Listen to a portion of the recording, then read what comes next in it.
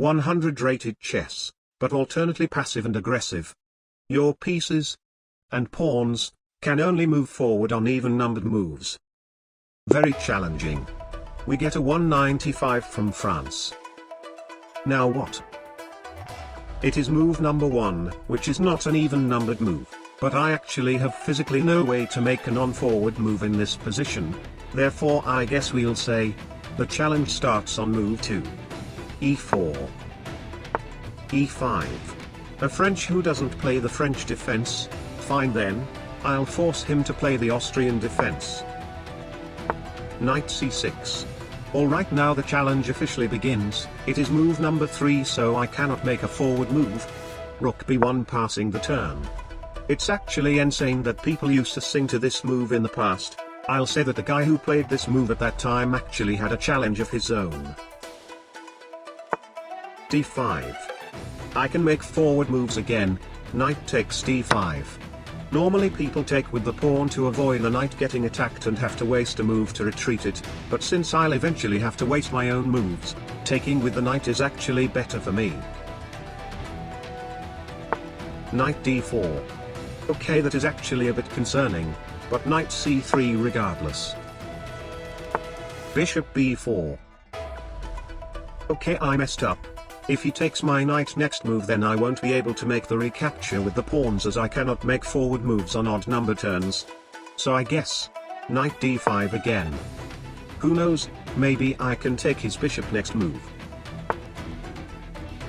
I solemnly swear that this guy is not a paid actor. That blunders a bishop.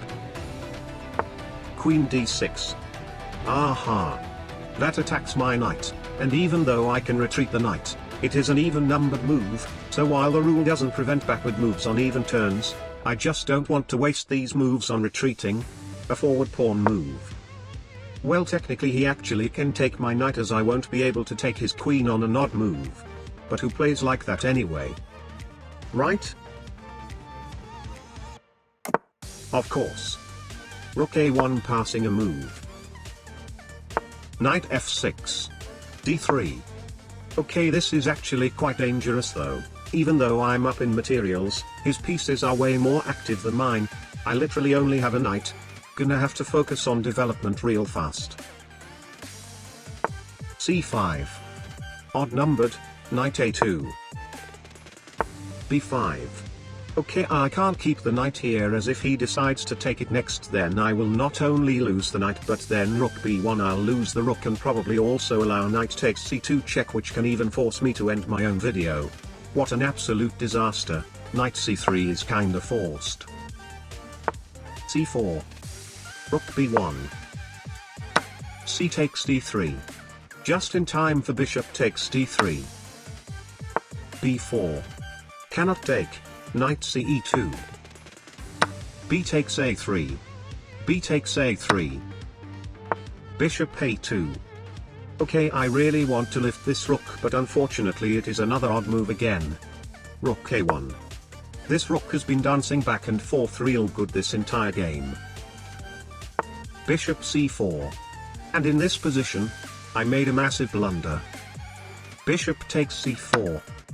This blunders knight f3 g f3 queen takes d1 checkmate in 2. And yes, I do blunder my king sometimes, and not only that, even if he goes knight takes c2 here, I actually cannot take his knight with my queen, so king f1 is forced and queen takes d1 is another backrank checkmate in 1. Never mind. You know what they say, if your opponent doesn't see your blunder, then it is not a blunder. Bishop back to d3. Knight takes c2. A forward capture. And after all this time, now I can finally castle. Queen g6. Castle. Need to be careful though.